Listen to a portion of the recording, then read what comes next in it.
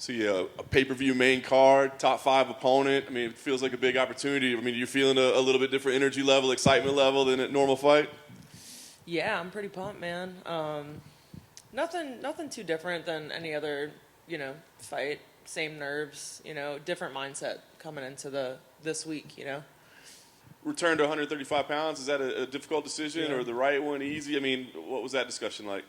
I mean, decisions like that are never easy because we were thinking about making a run at 45, but, it kind of went to a halt after my last fight in May. So we got the call for Irene, and we were ecstatic. It wasn't exactly set to where our goals were for this year, but it's still towards a goal, and it's a great fight, and she's a great opponent, and it's a great opportunity, and I'm excited.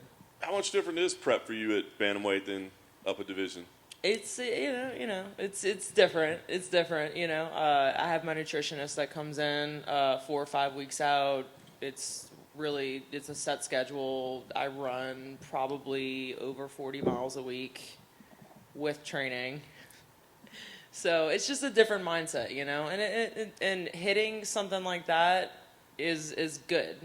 Putting those stressors in your life is good for, not only for an athlete, but for an overall human. I don't believe that you should be in that kind of stress state for a long time, but I think that going through things like that, hardships and stuff that are difficult, it's going to make you a better person. So, Big opportunity, like we said, in terms of the name value and the spot on the card. But I just wonder, if stylistically, this is just a fight that appeals to you. It seems like one that you would enjoy. Yeah. She's got great boxing. She's very elusive, good footwork, and I feel like my last fight in May, I just feel like I've unlocked so many different levels in my game. It's things that have always been there that I've been working on, but I just finally, I just feel like I'm in a state where I'm not thinking about what I'm doing, and I'm just doing it. I'm just fighting, and I can't ask for anything else. I mean, that's what makes it so fun. Is when you've been in this game for a while, and you're starting to come up. You're not thinking. You're just having a good time in there. You're just fighting. So I'm really stoked about that, and I think that she's a perfect opponent for especially how I'm feeling and moving and fighting and thinking. I think it's a perfect matchup. Nice. Last thing for me, you win here. I'm just curious kind of what you see as the future in terms of the roadmap. Because as you said, at 45, it's like you can step in and win a fight and get a title shot, right? Because it's not even much of a division. But, I mean, you win here at 35. I mean, you're right up there at the top as well, right? So you feel like maybe there's a 35 title shot in your future. Yeah, we're just going to have to figure out whether or not it's 45 or 35. We're in the same position, But no, it's all good. I mean, I got into this game because I want to fight, and sometimes you got to make hard choices and decisions, and that's just the way it is, and that's the way life is.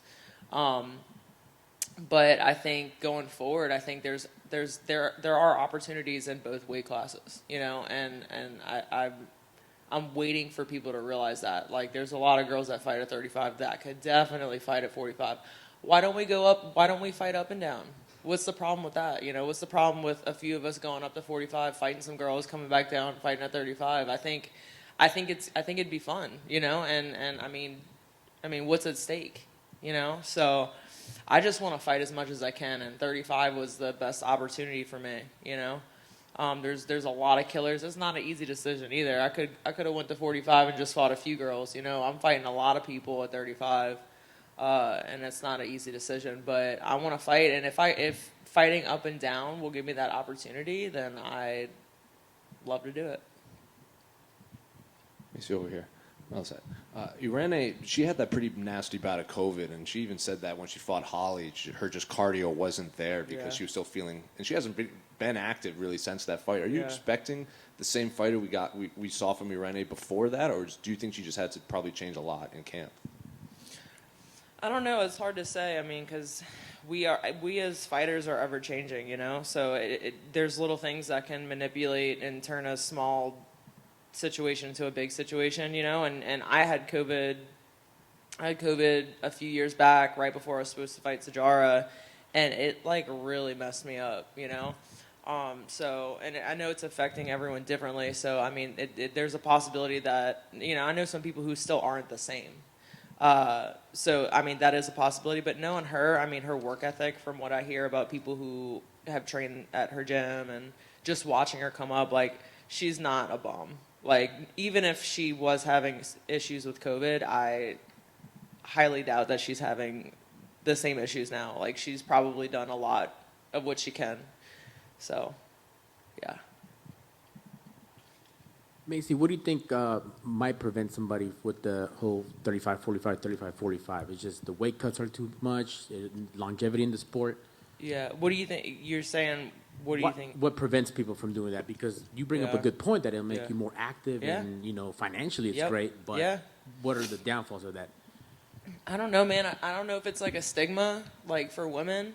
You know, 145 pounds. I mean, I know the UFC fans are ruthless when it comes to that shit. Like, you know, a lot of people, and I'm not even gonna just say guys. Like, a lot of people will just be like, "Oh, I don't want to see these girls fight. They're too big." Blah blah blah. I'm like, okay, well, I went to a Dallas Wings game a few weeks ago and watched these women play basketball, and the smallest girl on their team was 170.